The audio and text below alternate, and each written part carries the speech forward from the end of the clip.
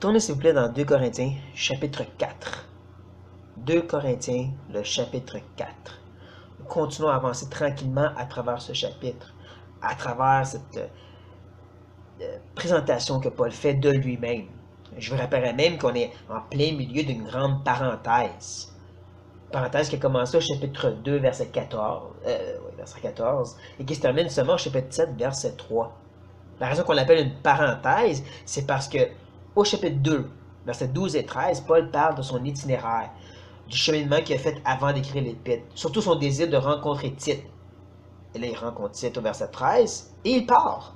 Et il part dans une grande discussion de son ministère. C'est seulement rendu chapitre 7, verset 4, qu'il va revenir sur qu'est-ce qui est arrivé à cette rencontre, les bonnes nouvelles qu'il a reçues à propos de Corinthe. Mais donc, entre-temps, et comme nous le sommes maintenant, Paul parle de son ministère. Il fait une pré-défense. J'appelle pré-défense parce que c'est au chapitre 10 et 12 que Paul va vraiment défoncer la porte et commencer à bombarder les super apôtres pour leur montrer quelle sorte d'ouvrier qu'il est vraiment. C'est même au chapitre 13 qu'il va ensuite se tourner vers les Corinthiens puis leur dire maintenant vous devez décider entre vous écouter ou ça va aller mal. Mais avant tout ça, Paul ne fait qu'entrouvrir la porte. Il ne fait que parler quelque peu sur ce ministère. On l'a déjà vu au début du chapitre 4, Paul est en train de parler de cette parole voilée. Donc, il défendait le message. Mais là, c'est rendu le temps de défendre son ministère en soi. Je dirais que le passage qui est devant nous peut se séparer de cette façon. Le verset 7, c'est vraiment une introduction où est-ce que Paul présente une idée principale qui va ensuite développer dans les versets 8 à 10, va le conclure au verset 11, et rendu au verset 12, Paul va faire une application, prendre toute l'information puis le viser directement vers les Corinthiens. Donc, lisons ça ensemble. Verset 7. Nous portons ce trésor dans des vases de terre, afin que cette grande puissance soit attribuée à Dieu et non pas à nous. Nous sommes pressés de toute manière, mais non réduits à l'extrémité, dans la détresse, mais non dans le désespoir, persécutés, mais non abandonnés, abattus, mais non perdus, portant toujours avec nous, dans notre corps, la mort de Jésus, afin que la vie de Jésus soit aussi manifestée dans notre corps. Car nous qui vivons, nous sommes sans cesse livrés à la mort à cause de Jésus, afin que la vie de Jésus soit aussi manifestée dans notre chair mortelle. Ainsi, la mort agit en nous et la vie agit en vous.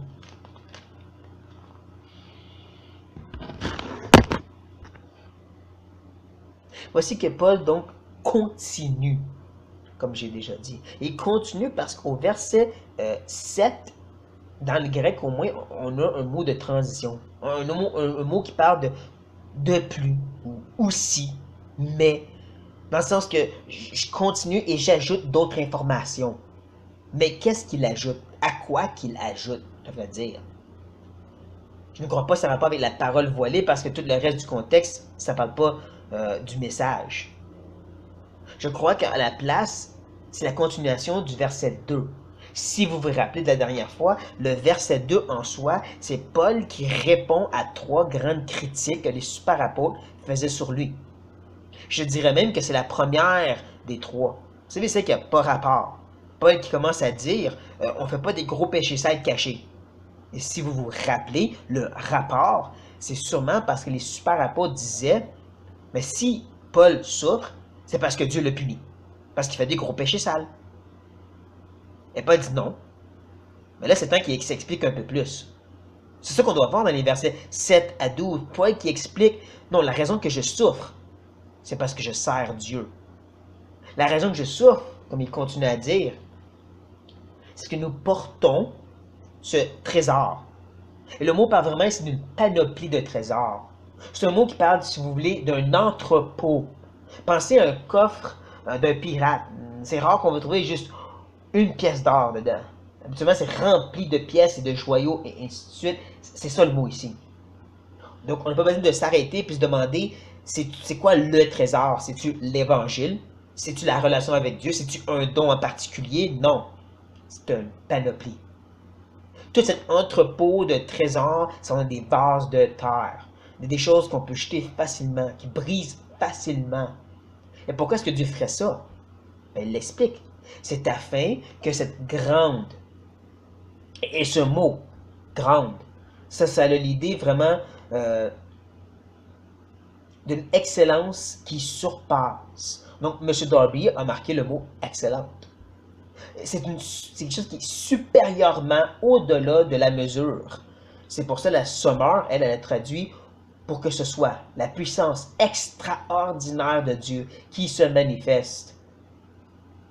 On commence à comprendre l'idée, c'est que la gloire revient encore plus à Dieu, que sa puissance devienne plus claire à nous tous. La bonne vieille raison. Pourquoi Dieu prend des choses viles, des choses inutiles, bonnes à rien, faibles, pour qu'il y ait plus de gloire. Et là, Paul va maintenant, comme j'ai dit, commencer à s'expliquer sur qu'est-ce qu'il veut dire. Les versets 8 et 9, c'est Paul qui revient à ses méthodes rhétoriques. Il va utiliser des contrastes et des énumérations comme plusieurs philosophes faisaient. Même que l'empereur Néron a utilisé cette même méthode lorsqu'il y avait eu ce fameux feu mystérieux dans la ville de Rome. Il va dire des choses comme justement, ah oui, c'est ténébreux, c'est mauvais, qu'est-ce qui se passe, mais ça va être beau, ça va être glorieux, on va rebâtir. Et il fait plein d'énumérations comme ça avec plein de mots. Et tout ça, Paul va l'englober, si je peux dire, dans la sphère de toute manière. Une expression qui veut vraiment dire toutes les parties d'une totalité. Qui pour moi me ramène au chapitre 11 qu'on va voir beaucoup plus tard, dans lequel Paul va vraiment aller en détail lorsqu'il va énumérer ses souffrances. Mais là, c'est pas le temps des détails. Donc quand il parle de quelques énoncés, il veut qu'on comprenne, ça l'englobe tout là. Je vous donne des exemples, mais il y a beaucoup plus. On commence avec le mot pressé. Pressé, ça veut dire des frotter ensemble. C'est une situation qui est accablante ou étouffante. Un peu comme Jésus qui était justement pressé par la foule dans Marc 3,9. Et en contraste, Paul dit, mais non réduit à l'extrémité. Littéralement, l'expression, c'est un mot composé, qui veut un mot composé d'étroit et lieu. Donc, c'est d'être retenu ou même enfermé. Bien sûr, il utilise la négation, donc il dit, je ne suis pas enfermé totalement. Je suis pris, mais pas enfermé. Ça nous fait penser, je dirais, à la lutte gréco-romaine, ou si vous voulez un exemple plus moderne, la UFC. Je ne sais pas si vous avez déjà vu ça, mais il y a des fois des compétiteurs qui sont pris dans une prise ou pris au plancher, et on dirait qu'ils ne pourront pas s'en sortir. Mais un combattant qui reste la tête froide et qui est bien formé va pouvoir s'en défaire de la prise et même peut-être gagner. Paul, c'est ce qu'il dit. Souvent, je suis dans des prises où on dirait que je ne m'en sortirai pas, mais je suis jamais complètement enfermé. Et je dirais que les deux prochaines énumérations, c'est un peu la même idée, sauf plus dans le monde émotionnel. Donc il dit dans la détresse, qui est le mot grec aporéo. Vous allez voir tantôt que ce mot est important. Apoéro veut dire pas pouvoir s'en sortir. Il est complètement comme perdu, émotionnellement parlant, mentalement. En retour, ou en contraste, Paul dit pas dans le désespoir, qui est le mot grec exaporéomi. Je ne sais pas si vous le voyez ou vous l'entendez, c'est clairement, c'est un jeu de mots que Paul fait. Où est-ce qu'il commence avec un petit mot aporéo et ensuite il présente son grand frère plus musclé, qui a plus de lettres.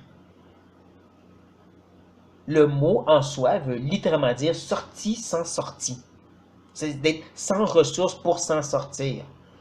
Pensez à, disons, avoir une map d'un labyrinthe. Où est-ce que c'est clairement édifié et où la sortie? Lorsque tu arrives là, c'est des murs. Donc c'est une sortie, mais il n'y a pas de sortie. Paul dit, ça n'arrive jamais, ça. C'est jamais le cas. Il y a toujours un petit cercle, un petit trou par lequel je peux me faufiler. Et là, Paul continue. Au verset 9, il nous dit persécuter, qui est un mot qui veut dire pourchasser agressivement. Et le mot, il est neutre. Ça se peut même que vous avez une traduction dans laquelle Paul va des fois dire qu'on devrait persécuter une telle vertu, la foi, l'amour. Parce que le mot parle vraiment de chasser, de chercher à tout prix cette chose-là. Mais il dit non abandonner. Un mot qui Et ça nous fait penser à cette idée qu'il n'est pas toute seule, même si, des fois dans la chasse, la personne peut être seule. Ou, je pourrais dire, l'animal est seul. Moi, ici, je vois l'image des courses de chariot. Je sais pas si vous savez, mais les courses de chariot de ce temps-là, c'est pas comme de nos jours, les courses. C'était agressif, c'était violent, tu essaies de retrouver le premier en avant, puis littéralement de le tuer. Même que souvent, c'était avec deux compétiteurs. Un qui conduisait, puis l'autre qui se battait avec les autres autour. Et Paul dit justement, je suis pas tout seul, j'ai un copilote. Il s'appelle Jésus. Puis à chaque fois que quelqu'un vient pour venir proche, pour m'attaquer, il s'en occupe, lui. Il lui donne une bonne raclée. Et qui m'amène, bien sûr, à abattu. Littéralement, jeté par terre. Mais non, perdu. Tué violemment. Qui me ferait penser à des combats de gladiateurs. Oui, j'ai peut-être écouté trop de films, mais ça me fait vraiment penser à ces scènes où est-ce que le héros se fait déjouer pour un moment, il tombe par terre, l'épée juste à côté de sa main. Et l'ennemi s'en vient pour donner le coup final, et c'est là qu'il réussit à se faufiler, prendre l'épée, et il gagne, le héros. Pas dit ça, c'est mon cas, moi. Mais que de plusieurs façons, ce qu'il dit, c'est même si des fois c'est proche de ne pas pouvoir m'en sortir, je m'en sors toujours. C'est Jean Calvin qui a dit « Tant et aussi longtemps que Dieu a besoin de moi, je suis invincible. » Mais ça, en partie, c'est juste que une partie de la réponse. Paul qui dit « Oui, je suis un vase de terre qui est brisé. » Jamais complètement, mais brisé. Mais ça ne répond pas à pourquoi Dieu ferait ça. Pourquoi il mettrait un trésor dans ça? Verset 10. Portant. Le mot portant, c'est le mot grec périphéro. Si jamais vous faites des recherches, vous trouvez un mot grec avec péri comme préfixe, ça veut dire autour, faire le tour, ou si vous voulez, complètement. Et phéro veut dire emporter ou transporter. Donc c'est partout où je vais, dans tous les lieux, dans toutes circonstances, que ce soit dangereuse ou non. Nous avons dans notre corps la mort de Jésus. Et dans le grec, il y a deux mots qui veulent dire mort. Tu as le mot thanatos, qui veut vraiment dire t'es fini, tu ne respires plus. Mais tu as aussi le mot nécro. Paul utilise ici le mot nécro. Nécro veut dire décomposition. C'est une sorte de maladie, si vous voulez, un peu comme le cancer qui te ronge de l'intérieur. Nécro est utilisé dans Romains lorsque Paul dit de mettre à mort les œuvres de la chair. Paul ne dit pas tue-les d'un coup, il dit détruis-les systématiquement. Donc quand il parle ici de la mort de Jésus, on pourrait penser à sa passion. Tu sais comment les Romains ont essayé de systématiquement briser Jésus avant de l'achever sur la croix. C'est pas pour rien que M. Ignace a dit « Si nous ne souffrons pas la passion de Christ, nous ne recevons pas sa vie. » Qui est un peu ce que Paul dit aussi. Je meurs en décomposition afin que la vie de Jésus soit aussi manifestée dans notre corps. Mais qu'est-ce que ça veut dire exactement la vie de Jésus? Certains croient que ça a rapport avec la résurrection future, qui ne fonctionne pas puisque ce n'est pas dans le contexte. D'autres parlent de cette vie vivifiante qu'on a vue dans le chapitre 3 et chapitre 4. C'est cette puissance extraordinaire. Et donc, on va parler de vraiment cette idée de Jésus qui se manifeste à travers nous. Je dirais que les deux viennent ensemble. La puissance qu'on manifeste aux autres, c'est Jésus, parce que Jésus, c'est la puissance, Jésus, c'est la vie. Donc, on comprend qu'est-ce que Paul essaie de dire. Comme il l'a dit dans son introduction, c'est un vase de terre qui va être détruit parce que le but, c'est que la gloire revienne plus à Dieu. Et là, il va conclure. On sait qu'il conclut parce qu'on a le petit car au verset 11. Un mot qui dit « Je réponds à une question ». Quelle est la question? Ben, pourquoi est-ce que Dieu met des trésors dans un vase de terre? Et comment est-ce que ça lui amène de la gloire? Et Paul qui a expliqué, ben d'un bord, Dieu, c'est pour détruire le vase de terre. Et il détruit ce vase de terre pour que Jésus se manifeste. Car nous qui vivons, nous, les ouvriers encore en vie, nous sommes sans cesse, de façon continuelle, livrés, qui parle vraiment d'être pris et donné à quelqu'un d'autre. Dieu nous a livrés à la mort, thanatos. Là, c'est vraiment dit, tu n'existes plus à cause de Jésus. Pourquoi? Ben, c'est afin que La vie de Jésus, cette puissance manifestée, c'est aussi manifestée dans notre chair mortelle. Et dans le grec, le verset 10 se termine avec le mot manifesté et le verset 11, lui, par le mot nous. Chair mortelle de nous ou notre. Donc, manifester en nous. Nous manifestons. L'idée, la grande conclusion, c'est que à travers nos souffrances et notre destruction, Dieu se manifeste. C'est ça qu'essaie de dire Paul. Bien sûr, il faut qu'on comprenne une chose que j'ai peut-être oublié de mentionner, mais c'est que depuis le début, Paul, il parle au nous apostoliques. Nous, les ouvriers de Dieu. Nous, incluant Paul, donc c'est pour ça que je l'appelle apostolique. C'est important parce que même ici, ce que Paul présente sont des vérités vraies pour nous. On est des vases de terre et on va souffrir. N'empêche que Paul parle de lui-même. On le voit ça au verset 12, lorsqu'il dit « Ainsi ». Voici mon application. La mort agit en nous, les ouvriers. La mort énergionne. Vous l'avez entendu, énergie. Que bizarre. La mort a une énergie, oui. Elle a une influence sur nous. En retour, qu'est-ce que ça fait? La vie agit sur vous, les Corinthiens. Donc là, on comprend que Paul parlait de lui depuis le début. Puis là, il l'applique aux Corinthiens en disant, si je meurs, c'est pour que vous viviez.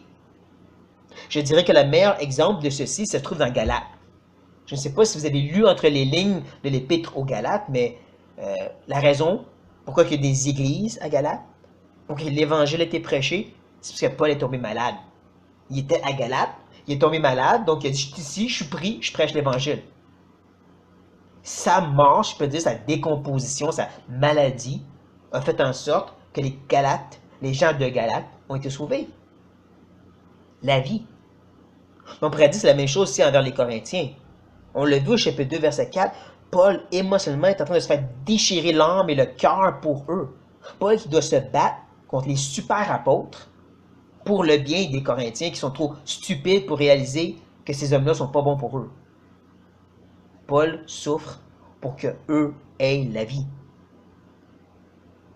Donc, si vous voulez une application face à ce texte, ben, ça a rapport avec les ouvriers. Ce que nous avons dans les versets 7 à 11, c'est un portrait robot de nos dirigeants, de notre dirigeant, qui meurt pour qu'on vive. Un peu comme l'exemple d'un vrai brebis, un vrai berger. Je ne sais pas si vous savez un peu comment ça fonctionne, mais un berger va bien souvent dormir avec les brebis. Et bien sûr dormir avec un œil ouvert à cause des bêtes qui rôdent.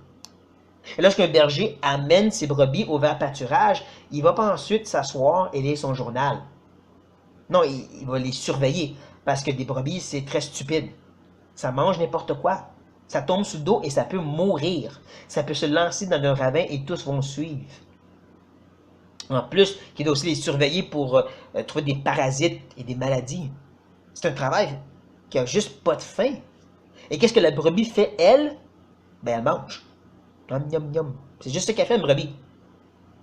Et donc, on pourrait dire, en prenant ceci face à la réalité d'un vrai berger chrétien, il fait tout le travail d'étudier, de se donner pour les brebis. Il nous amène le message, et qu'est-ce qu'on fait, nous autres, que ce soit pendant une demi-heure ou 45 minutes, ben on fait yum, yum, yum. On fait juste manger ce que lui a donné. Et ça nous donne la vie. Donc j'ai une question pour vous face à tout ceci. Considérant la mort que notre pasteur est en train de vivre, combien de votre vie allez-vous donner pour lui? Merci.